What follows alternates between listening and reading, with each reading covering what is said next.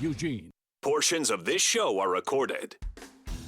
Strap in and be prepared. I'm just going to say go to lunch and tell the boss, I'm coming down with something. And then head out to the ballpark for happy hour. Coming down with duck fever. Or beaver fever. Or beaver fever, whichever one. Interesting guests. Kelly Graves, Mike Parker, Coach Mark Waskowski, Melissa Lombardi. Always happy to talk to the great Scopeldamus, Eric Scopel. Sharp opinions. This isn't last year. Version 8 is going to be different than version 7, which is different than version 6. And some smiles. Also, Dominic Hellman, 2 home runs this weekend. Mayo.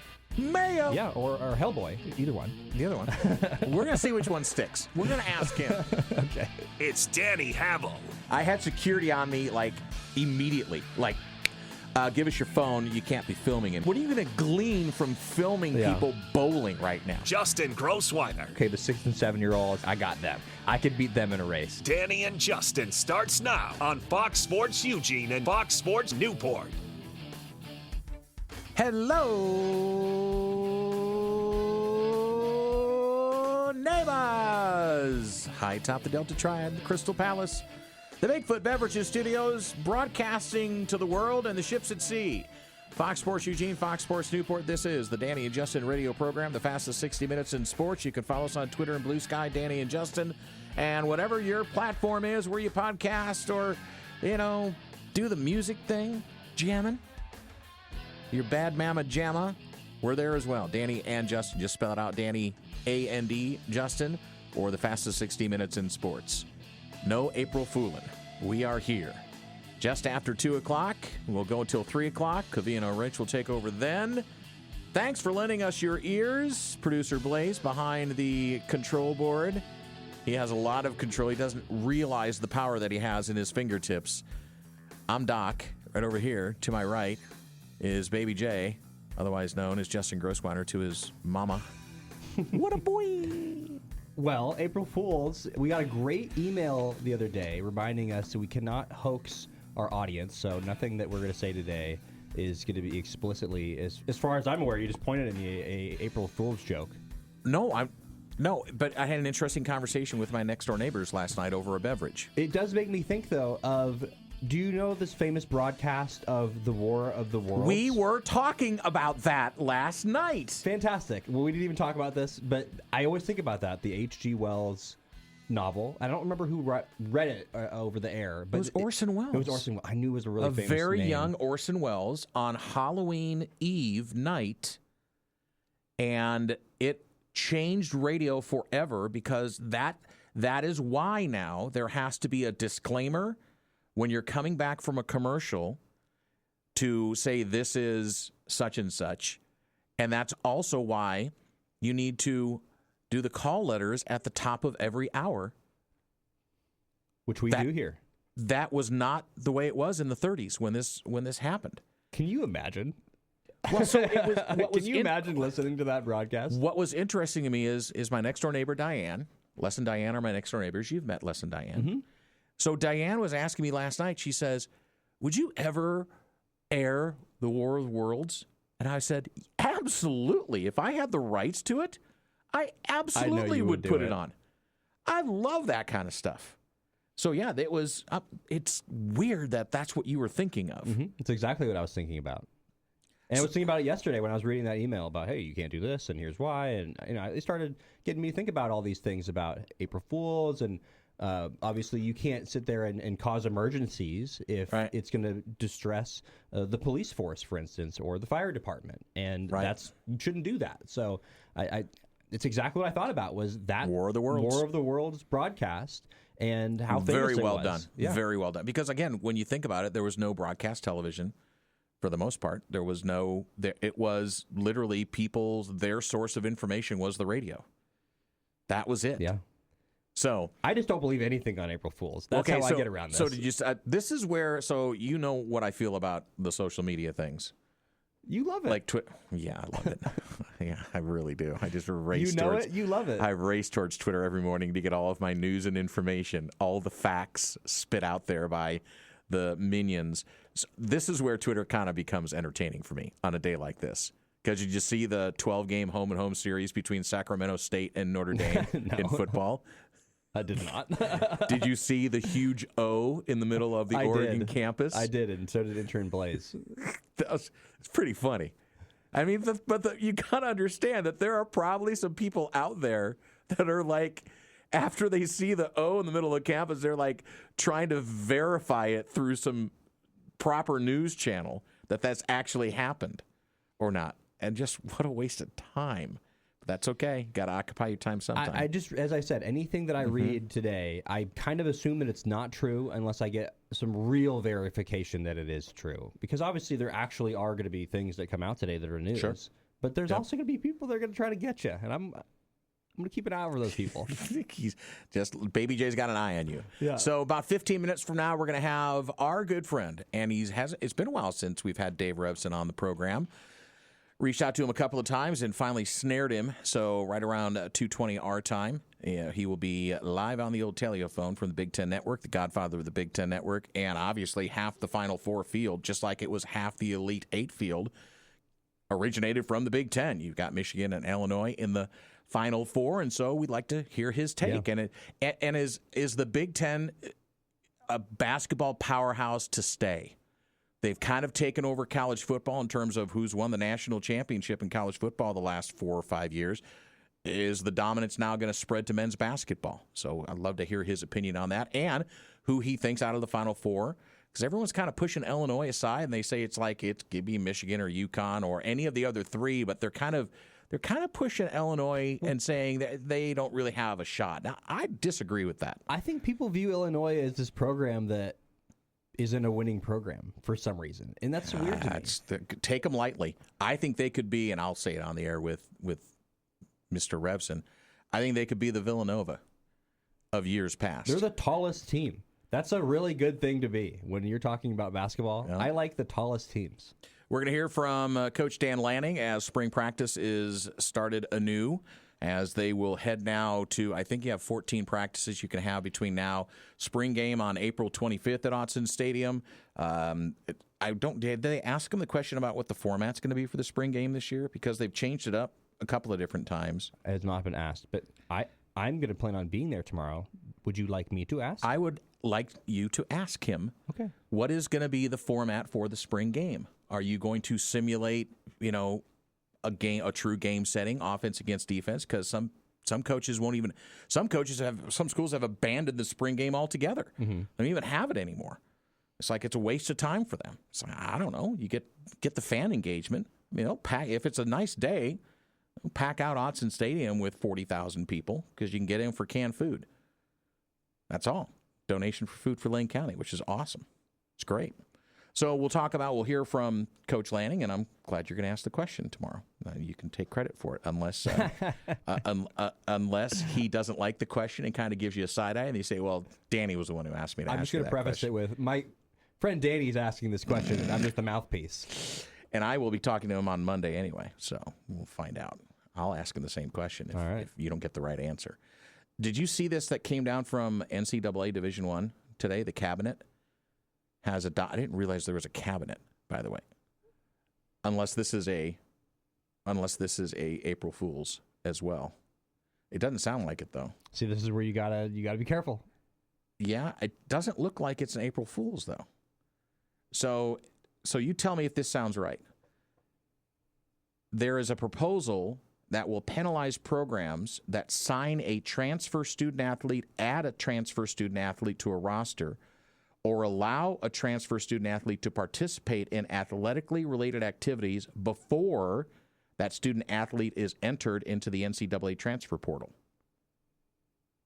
So in other words, you go to another school, you haven't officially entered the transfer portal, you know the school you're going to, and you start participating in activities. The penalties are automatically triggered, including a suspension of the respective sports head coach for 50% of the season and a fine of 20% of that sports budget. That's where my radar went up, which is like, that seems pretty steep. April Fool or not? We should play this game. That would be great. Is that an April Fool or not? Well, that might be against what the FCC would like, though, from our hoaxing. I guess it's, what do you mean, part of the game. Well, I'm not reporting this as fact. I'm asking you if you think it's true or not. Do I think it's true? It seems like it is. It's also kind of like... See, that's where it's shrouded. It's one of those stories I need to read like 2 or 3 times before I really understand exactly what's going on. So, again, Mookie Cook, former Duck, is back in the transfer portal. Do you think Dana Altman welcomes him back? Nope. Okay. Probably not. Okay. You see that it sounds like Sabrina is going to re-sign with the Liberty. Yeah, along with Brianna Stewart. So, I'm not disappointed in terms of what it's a great place for her, obviously, but you really wanted her to be in Portland. There was a part of me that wanted her to be in Portland. Absolutely. I think everybody probably wanted that a little bit. UNLV linebacker Justin Flo, another former Duck. Still playing college football, by the way. Yeah, he entered the portal, and now he's back out of the portal. Oh, so he's back at UNLV. Yep. Yeah, he is a weird player. I mean, he started off so well for the Ducks. That first game, I don't remember who they played before they played Ohio State, but then he was out for the Ohio State game, and then it just never happened for him on the field, and he's been playing college football, as I said. Like, he's got to be 24, 25 years old now. He's kind of one of those cases of guys where you look at it and go, like, is this really what we want in college football? Like, is this guy, like, really just, like, you know... Is this the kind of athlete, basically, the one that's been in there for... You know, he's had injuries, too, so I'm not going to hold it all against him. But you know what I'm saying? I do know what you're saying. We're going to hear from Dan Lanning in a moment. I want to get to that. By the way, getting back to my initial comment about the Division I cabinet, this is being reported by Matt Zenith, and 24/7 Sports reposted it. So this appears...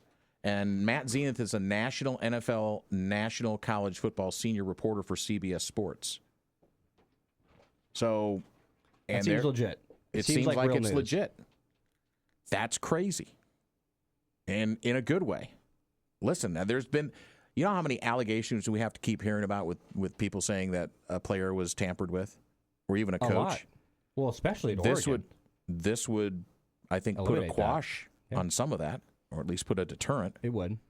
You know, it seems like the NCAA and programs in the NCAA always find a way where it's so funny how it's talked about now with the previous era and paying players. Yep. And there's this kind of open, like, yeah, we were doing it and now it's just legal. And it's hilarious because at the time there was, you know, so much, you know, everybody was adamant that they weren't doing it. Right. And so I think that's just what this is going to be. Like, there's still going to be players there to get contacted by schools and coaches. No matter what rules they do, they're still going to do it because it makes sense to do it before. Well, you can do it without the player knowing. You can contact their agent now. Exactly. I mean, there is going to be some sort of workaround, some sort of way. But that's not illegal. They're talking about if you're participating in an activity with the team that you're going to potentially go to before you've entered your name in the portal. I don't think that's been rampant. I haven't heard of an incident of that happening. Yeah. No, I don't think that's incredibly common. But my point is, I just think that there's going to be a workaround for these rules, and they're already starting. They're already starting to think about how they can get around it. Exactly. All right. So we had Dan Lanning's presser. He does this yesterday. He does this after a practice, makes himself available to the folks in the media to ask their questions. So you went through the whole thing. So he was being asked about some of the returners. Guys that had, you know, the NFL draft, if guys that were supposed to be first-round picks went, Oregon might have had like 5 or 6 potentially first-round picks, depending on how things would have played out. But, of course, they had guys that made the decision, Dante Moore, Poncho, to come back to Oregon. So he was asked about those guys and what he thought the mentality was for those guys and why they wanted to stay. I mean, every person makes the best decision for them, and obviously he's one that made a unique decision. I think you're trying to decide what's the best situation for yourself and what do you want. You know, what do you want to accomplish? Right? There's some goals. You only get a limited amount of time that you get to play college football. And that's a separator. You know, once that time expires, the time expires. And every one of those guys recognize there's an opportunity for them to get better. There's some things that they want to accomplish at Oregon that they couldn't accomplish if they left. I think it speaks volumes about, you know, where they feel like they can grow and what they can do to help this team go where it needs to go. One of those guys, Dante Moore, has been in the news recently since we talked to Dan Lanning about his awareness of mental health and wanting that to be something that is emphasized. And so Dan Lanning was asked about this. He was like, hey, is this something you talked about? Is mental health something in the locker room that you guys mentioned and are focused on? I think it's something we're always, cognizant of and aware of. I think all of our guys feel really comfortable. It's a family here, right? So you're able to express yourself and communicate, and it's important for us. We got to keep it at the forefront of where we're at. But we're here to play football. Football's tough. Life's hard. Right? Our guys recognize all those pieces, but if you don't recognize it in your program, then you're probably missing something. And I'd like to think that we hit that. And this is a part of Dan Lanning's coaching mantra of looking at the whole person, not just what the kids are going to be doing on the field on Saturdays or Fridays or even now going to Sundays, is trying to build up and promote and have good brothers, good sons, good husbands, good fathers. And that's that part of that is addressing, and that's why we had talked about how Dante Moore was brave when he came out, courageous coming out and saying, because there could be a side that would go, well, now he's not mentally tough. Well, how can he be your quarterback? Not true. No, absolutely. And I think that's one of the reasons why Oregon, when it comes to recruiting, does really well, too, because they have players that they talk to that I think they can sense the fact that it's a family and the connections are genuine, and they don't have starters leave them if the, I still haven't had a starter leave. Exactly. So there's a continuity here, basically. And Dan Lanning at this point has, over the number of years, now he's not a new coach here at the University of Oregon. So he talks about how that experience has benefited him at this point. The biggest benefit for me is getting to sit in the seat that I sit in, right? To get to be at a place like Oregon. I mean, I realized how special it was the day that I got here, and now getting to go into year 5, I mean, it's even more special. And that's something I just don't want to take for granted. So, yeah, grateful that we have some continuity. We have some staff continuity. We have a lot of guys that understand what we're looking for and what we're trying to accomplish, but more importantly, grateful for the experience and the opportunity to be here. Danny Justin radio program here for a Hump Day Wednesday here on the old Fox Sports Eugene, Fox Sports Newport. Thanks for tuning in live from the Bigfoot Beverages Studios. Dave Revsine from Big Ten Network going to be joining us in just about 3 or 4 minutes from now. Can you imagine Dan Lanning being anything but a football coach? See, and I think he'd be a great teacher. So I'm going to ask him this question Monday at the O Club, and I'm going to say, if you weren't a football coach, if you couldn't coach football, what profession would you be? I bet he'd be a teacher. I think he could be. Somehow affecting young people. Yeah, absolutely. And teaching. Yeah, that's a good idea. So we talked about this a little bit, I think, Drew Felder flipping from Oregon to USC. Yeah. And so I just had to add this because this is why, personally, I like Dan Lanning, because his responses to questions about things that aren't related to the football field. The trolls. I just love his responses to it. And I don't think it's a bad question, but he was asked about, hey, USC has been posting these things in response to things that have been happening with recruiting and such. What do you feel about this? Like, what's your reaction? Yeah, no reaction. I'm much more focused on winning the fall. There you go. I love that. And it's simple. You don't have to basically know bulletin board material. He's just focused on what's happening on the field. Because guess what, USC? That's what matters. Exactly. It doesn't matter what's happening right now in April or March, late March, with the recruit. Like, nobody cares. USC's been punching up for a little while, and that fan base is pretty. It's like a hornet's nest right now. They just keep shouldn't getting talk poked until they beat Oregon on the football field, which has been. It's been like a long time, hasn't it? Hasn't it been like 7-8 years? I mean, go look it up. It I have seems to like look it that. up, I but can't it's been remember. a long So time. here's the thing: I can't remember the last time USC beat Oregon in football. And so the fact that they have all these things to say on social media, which I know you love, it's just hilarious to me. So I love Dan Lanning's reaction to that. You talk about a guy that's the adult in the room. Dan Lanning is the adult in the room. Pretty consistent with that. All right, we're going to take our break. When we come back, we will have our good friend. We call him the Godfather of the Big Ten because he was. He was the first guy to sign on the Big Ten Network, formerly of ESPN. He's written a couple of books, and I know he's got thoughts on the Final Four. The great Dave Revsine joins us next on the Danny and Justin radio program. Couple of puzzling losses by Oregon and Oregon State baseball yesterday on the dime. We'll talk about that in the last segment. And the Pac-12 is aligning with another conference for soccer. The beautiful game. We'll talk about that in the last segment as well on the Danny and Justin radio program as we race through the midweek live for the Bigfoot Beverages Studios, Fox Sports Eugene and Fox Sports Newport. Let's head on over to the Oregon Man Clinks hotline and welcome in our good friend. We call him the Godfather of the Big Ten Network because he was the one who signed it on. It is Dave Revsine joining us. Dave, you get ready to head to Indy, and wow, what a season for Big Ten basketball with half the Elite Eight and half the Final Four now getting ready to go after it for a championship. It's been pretty amazing, Danny. It's been a lot of fun. I hope that this will finally end in a Big Ten national championship. I've been saying this week I'm not going to take any victory laps until there is actually victory, but I'm going to bring the running shoes. So, I'm ready to take the lap if and when the moment arrives. But it's been a really good competitive year, as you guys both know, some excellent teams at the top of the league, and it would be great to see one of them cut down the nets on Monday night.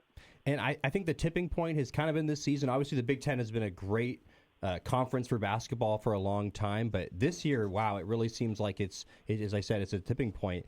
Do you think that the Big Ten, with the new era of the NIL and the transfer portal, and man, things have changed so quickly in college basketball over the last few years, does it seem like the Big Ten is going to be set up for dominance over the foreseeable future? I don't know whether dominance. I think the Big Ten is really well positioned. I just think that, these schools have deep pockets and people care deeply about their athletic teams, care about the universities in general. And so when we get to this era where you have, for better or for worse, and whether people like it or not is a whole nother conversation, right. but where you essentially have the ability for deep-pocketed boosters to pay players, the Big Ten schools are going to benefit because they have a lot of them, and it matters a lot to them.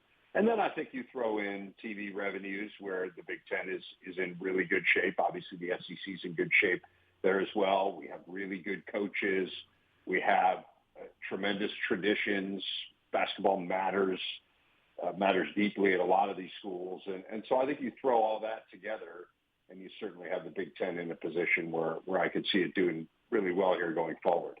The Big Ten Network's Dave Revsine joining us on the Oregon Man Clinics hotline. It's Danny and Justin here for a Wednesday. It made me do a double take, Dave, when I looked and I said, well, when was the last time the Big Ten had a national champion? And it was Michigan State in 2000.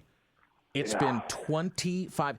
I mean, when you think of all of the legendary programs, I mean, going all the way back to, Tom Izzo, who's currently still there, and the great Michigan programs, and Indiana, and on and on and on and on. It's kind of puzzling. So, I mean, I guess I would throw it out to you. Why the drought for so long? Because there's so many great basketball players right there in the heartland. Let me just say that this is the one question that I will miss the least when the Big Ten wins the national championship. Because it might be new to you guys in the Pacific Northwest, but it's a question I've been answering. I would say like the first 2 or 3 years of the Big Ten Network, it wasn't really an issue because you weren't that far removed from it when we came on the air in 2007. But it became a storyline. And it really has been here in recent years. And I'm sick of talking about it, which isn't to say I won't talk about it with you because it's a story. Again, I get it. I get why it's a question. As to why, I mean, I think it is important to note that the Big Ten's been in 8 national championship games since then. Okay. So, pretty much 1 out of every 3, the Big Ten's had a team in the title game. I think there's been some uniquely bad matchups. I mean, they were considered the underdog in 7 of those 8 games. I think one of them was a pick-em. I mean, I would just use the example of Purdue a couple of years ago. I mean, I thought that was a great team and a team that in many years would win the national championship. But that UConn team was just incredible. It basically dismantled the whole Big Ten on its way to the national championship. They beat Illinois. They went on a 30-0 run. I know they beat Northwestern along the way there, and obviously beat Purdue for the national championship. There may have been one more Big Ten team in there. I mean, it was just that they were just really good. So, again, I don't think there's kind of one explanation that you can put your finger on. The Big Ten's had a ton of Final Four teams. Big Ten's tied for the ACC, the most Final Four teams ever. It isn't that this league hasn't had a lot of success. It's just in this 25-year stretch, which admittedly is a long time, the championship games just haven't worked out. I know Justin's going to want to ask a question about Illinois because we're both from there. and I'll let him ask that one. So I want to ask about Michigan. Can it be overstated that the job that Dusty May has done with this Michigan squad? Because, I mean, basically I would say in the spring or the summer, he didn't even know who his starters were going to be. 4 of his starters were coming in from other schools. So to take an amalgamation of a bunch of talent from different programs and then weave them into what you want to do, it's been pretty remarkable. It is. I mean, I think when you consider what he took over, Danny, 2 years ago, a team that won 8 games for the entire season, and here they are. You know, last year was a really good team that made a decent run, got to the second weekend of the NCAA tournament, and then now they find themselves in the Final Four this year.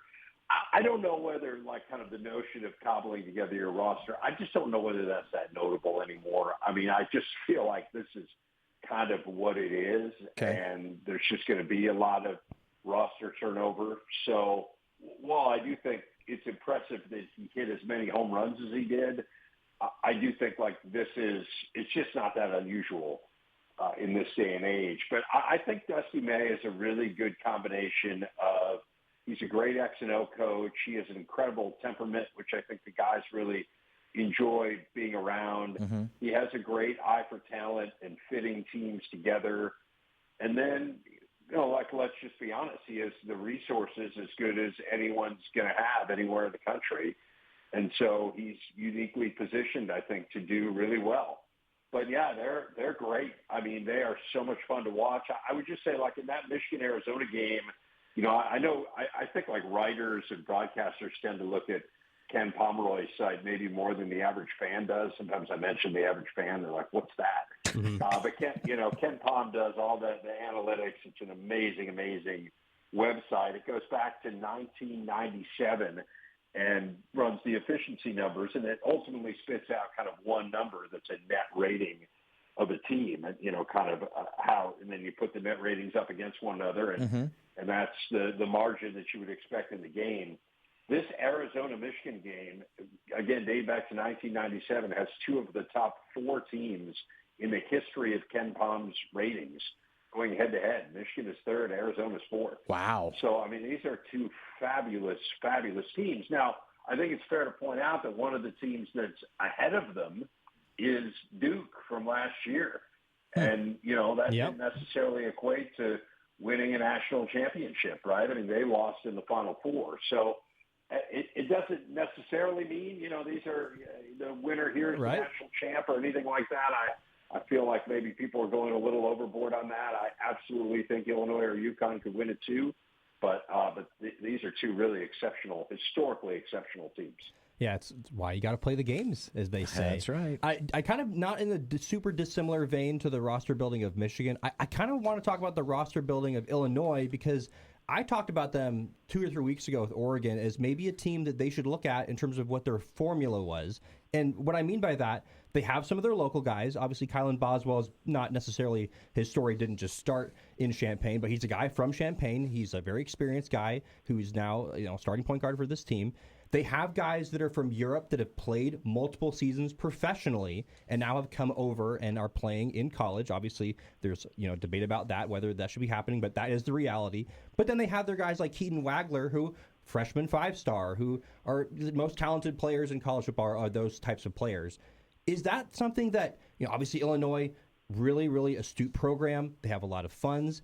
Is this something that teams can, if they have the money, replicate that sort of formula? Or is this just one of those situations with them, with, you know, the Ivisic brothers? Like, it's just an unreal roster with what they built. Is it just that simple? I think it's a little bit of both, Justin. I do think, like, they've done – I mean, one of the things Brad just really believes – I was talking to him yesterday, we had him on our show, and he just really believes in the Euro guys, these Balkan players who he just thinks are really well coached. You know, like, they're tough, they're gritty, they're very skilled, and so he has kind of said that's an area that he wants to focus attention on.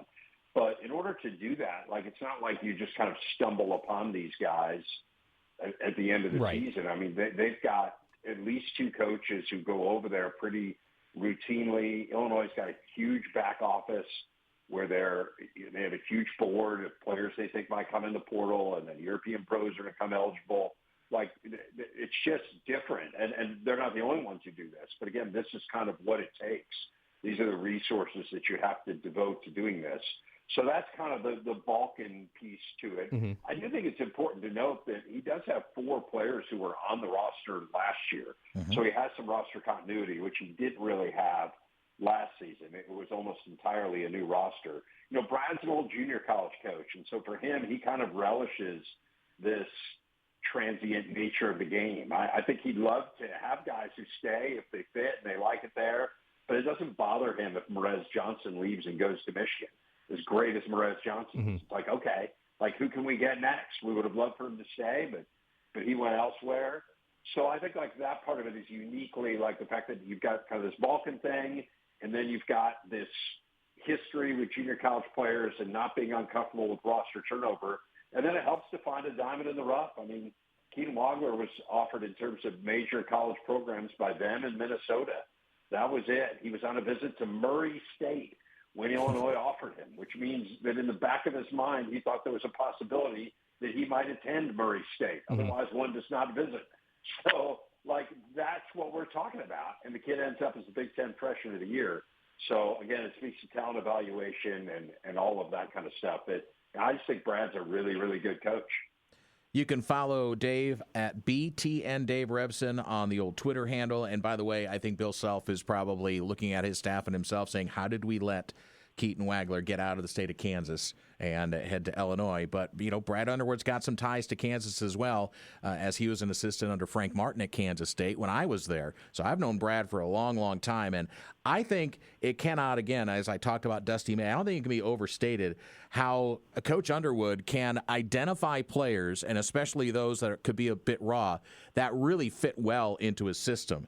Top 25 defense for the past month, big wins over Illinois and Iowa in the tournament.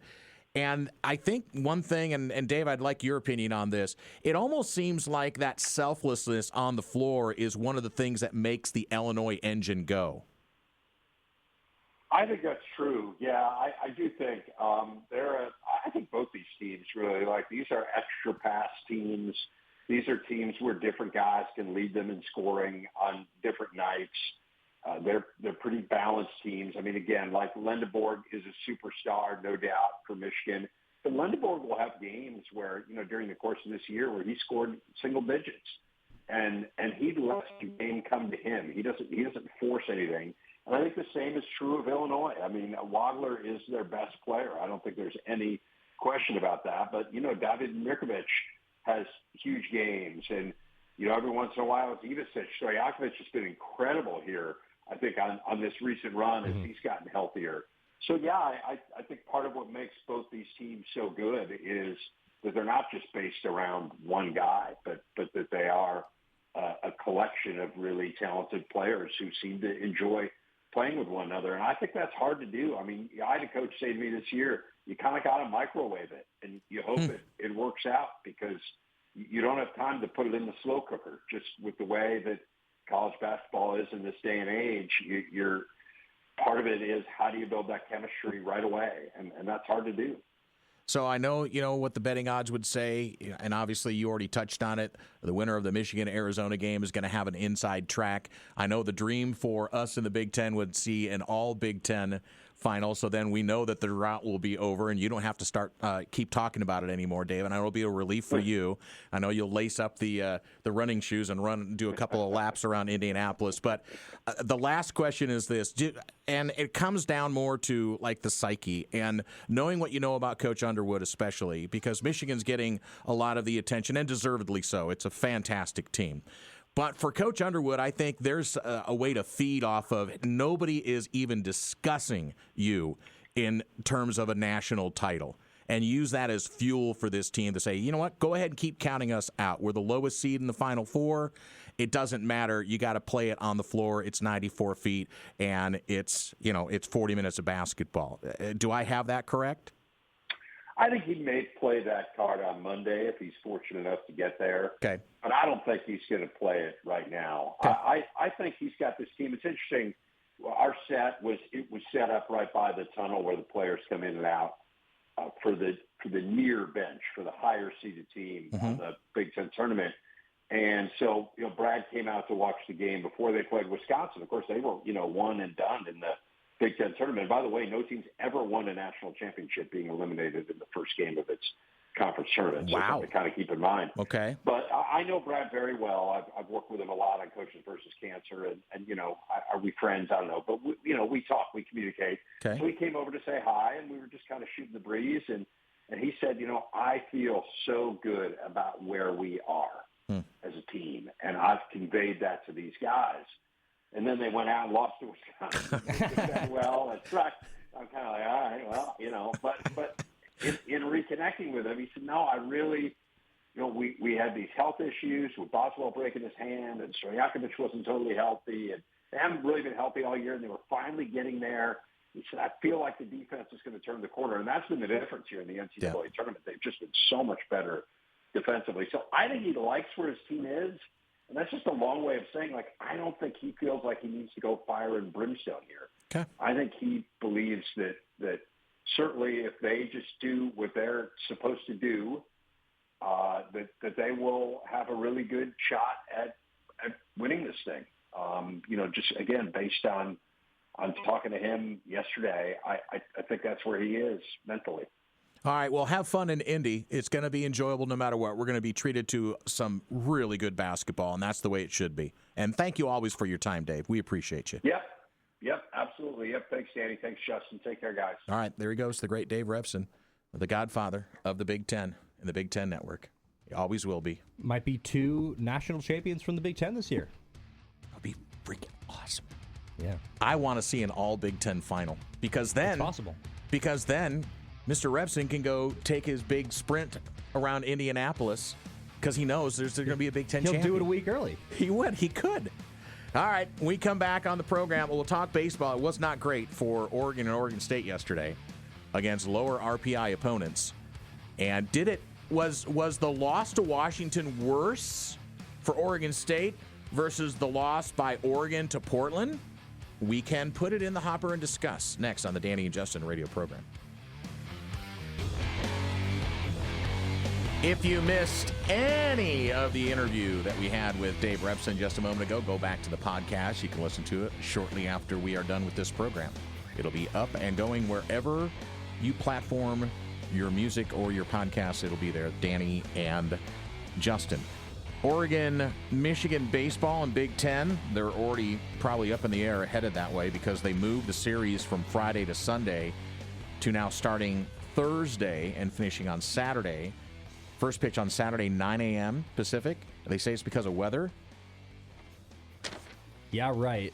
Yeah, it's because of weather. Sounds like there's an important game. I think there's a basketball game, that I think people want to participate in terms of being a fan. Oh, I don't like that thing. It's just a test. It's only a test. Because we're on the air, not on the air. We're on the air here. I think that's Newport, right? I don't know. Who knows? It's an emergency broadcast system. We were just talking about. That's the other thing that the War of the Worlds instituted was the emergency broadcast system. Yeah. There we go. Pac-12 Conference Big West is jointly announcing a collaborative men's soccer partnership designed to strengthen the D1's men's soccer opportunities in the West. Cal Baptist, Cal Poly, UC Riverside, UC San Diego will compete as affiliate members in Pac-12's men's soccer beginning next season, 2026-27. Pac-12 and Big West will also implement a scheduling collaboration featuring crossover matches between member institutions of both conferences. So if you're a soccer fan, you must be cheering. So what was worse? Oregon State getting drubbed by the Huskies 18-2, or number 15 Oregon struggling offensively against Portland, just wrapping out 2 hits and a 3-0 Pilots win at PK Park. Your opinion? I think that inarguably it is worse for the Beavers because not only on the scoreboard is it worse, but also per Isaac Streeter, some news came out after the game. Yes, I saw this. That infielder and right-handed pitcher Mason Pike is going to be done for the year. It sounds he's like done he's going to get Tommy John surgery. Yeah. So that's a loss for them for sure. So in terms of that, I think the way I look at it is this. Okay. It's really hard to see any positives when you look at this Beavers game. When you look at the Ducks game, you can sit there and go, well, okay, Ryan Featherstone came out, had a good inning. Gostola went 5 2/3 innings and only allowed 1 earned run. So the bats disappeared. Exactly. And it So happens some nights. They had good pitching. They didn't get the bats going. It was a Didn't have an error. Tuesday. Right, exactly. So, it happens. Balls were hit right to guys. It's just one of those games. So I think it'll be a little easier for Oregon to move on from this one than for the Beavers. Listen, Portland is 18-8. They're not a bad They're team. 14-2 in their last 16 games, including a win against Oregon State, by the way. Washington improved with the win over Oregon State to 13-15. They're still 2 games under 500. Right. They're at 500 in the Big Ten. We were just talking about how Washington is really bad. And, this game was... Do you think they got angry? They must have. Like they're all listening to the this Danny and game Justin was show. 9-1 after 3. They pounded 2 out and a 8 half innings. 17 hits, 18 runs. 17 hits. They mowed through 6 Oregon State pitchers in a throwaway game, midweek game, and so you got deep into your bullpen. Plus, it's your old Pac-12 rival. And you're at I home. I think it's arguably worse for the Beavers. Yeah, I just threw it out there No, because it's a it great was point, though. But because we talked about Portland. Portland had already beat the Beavers earlier in the season. Correct. So we kind of knew that they were the pesky Portland Pilots, And the Pilots now own a 3-game winning streak over the Ducks. I'm telling dating you, back. the next time the Ducks play We were making Portland, kind of fun about how Waz was going to get fired up for this game, and I think own the next state time of he'll- Oregon. Come on. Yeah, the Pilots.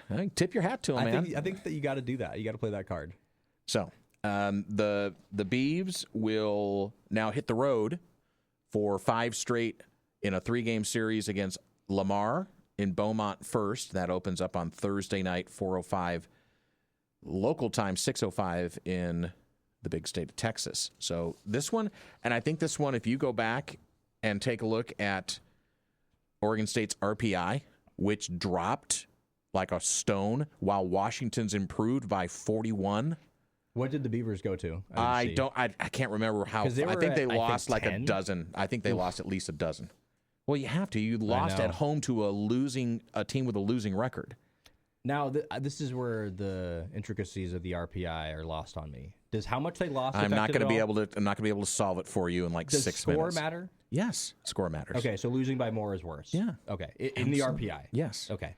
So that was not a good loss. So no, and especially if, again, playing your last season of an independent schedule, those are the type of games that you need to win.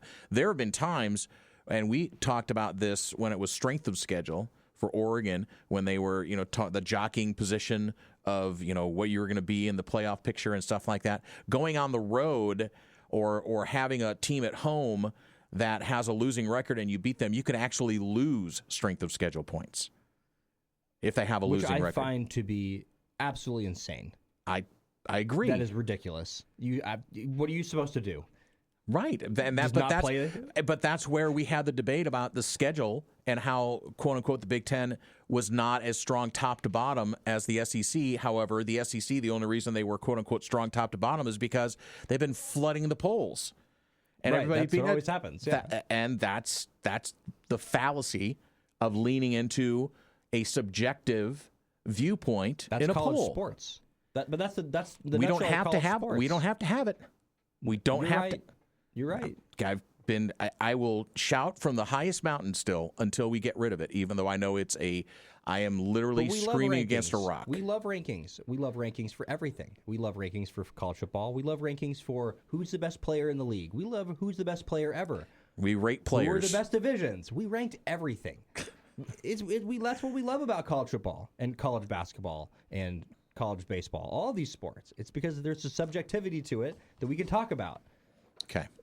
Oregon State softball is going to be on the road, taking on Santa Clara this weekend. Oregon women's softball is at home for a little while now. They've been gone for a little bit, but now they are back in the friendly confines of the Jane this weekend. You've got a lot of opportunity to see Missy Lombardi's version 8 as they come back home for Big Ten action as well. And it starts this weekend as the Iowa. Ducks.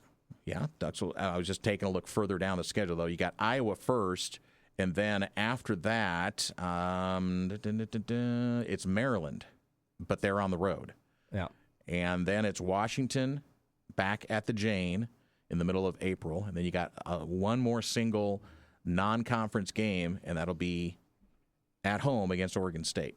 So everything else, the balance of the season is going to be Big Ten. That's what I wanted to confirm. There's one more non-conference game yet against the in-state rival. How much weight do you think is on this last series of the season against UCLA? Because that's the one for series softball? For softball, for Oregon softball. Well, if because they keep going on this trajectory, I think it's going to be huge. It's going to be just like last year. But do you think that because the opponents are playing until then, we're expecting them to win all those series, right? I mean, I don't think there's any of the. Maybe they'll lose some individual games, but I think that series wins, they should absolutely be favored, right? In the series, I think they're favored in every series now. I'm sure they would be. So against UCLA, that's going to be the first test for them against a team that they probably won't be favored against UCLA, I would assume.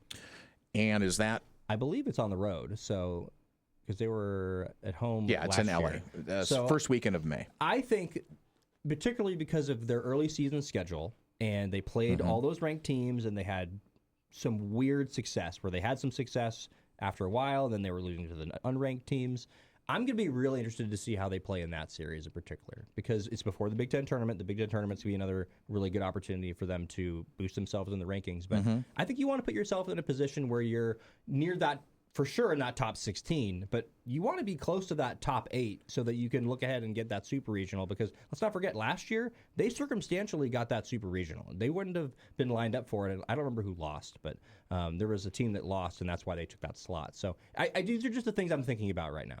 So for Nail's team, Melissa Lombardi's squad, I think when we have her on next, I'd like to ask her about the consistency of offense, because that seems to be another yo-yo. Just like I'd ask Waz the same thing. And sometimes it's one of those circumstances that as a coach you just pull your hair out at, but it's like everybody has a bad day on the same day. Right. It's like normally it might be one or two in your lineup that you got to move guys around a little bit, but then consistently when you only wrap out 2 hits against the Pilots pitching staff, that's got to be a question mark when you scored 20 runs in one game the previous weekend. What was so different? Right. And at home. I mean, you're in the friendly, I know you don't like me calling it the friendly confines. It's because there's only one. It is our friendly confines. Can we just embrace that? You brought it up, not me. I would have let it go. We were going to have Saul Galvin on the show, by the way, tomorrow. Tomorrow on the program? Okay, all right. And you'll have Goose. And we'll have Goose, and we will have the Godfather. That's right. Matt Dompey will be here. I'm going to miss the Godfather tomorrow here in studio, but we spoke yesterday, so he's all up to speed. Let's do our dad joke and let's get out of here. Oh, a joke! I got fired from the bank today. A woman asked me to check her balance, so I pushed her. Dad jokes! I don't like the way you're looking at me. Can I do an April Fool's dad joke? I think you have to. I think I have to as well. Which monster loves April Fool's Day? Which monster loves April Fool's Day? I don't know. Frankenstein. Oh boy. You know, not good delivery. Not one of the best. Most your writing that was given to you wasn't the best. Why do omelets love April Fools? I don't know. Because they enjoy practical yolks. Some of these puns just they don't quite hit sometimes. I think they are very punny, to be honest. All right, I'm out for the next couple of days. I'm heading to Bend. Goose will be sitting in one of these chairs. I think. Where do you sit when I'm not here and you got Goose here? Where do you sit? Goose always sits where you sit, no matter what. All right. So he will be in the pilot's chair and Justin stays in the co-pilot's chair. I don't know where Blaze is going to sit. He might sit on the rack over there. Who knows? Put a smile on your face, someone else's. They deserve it, so do you. Peace.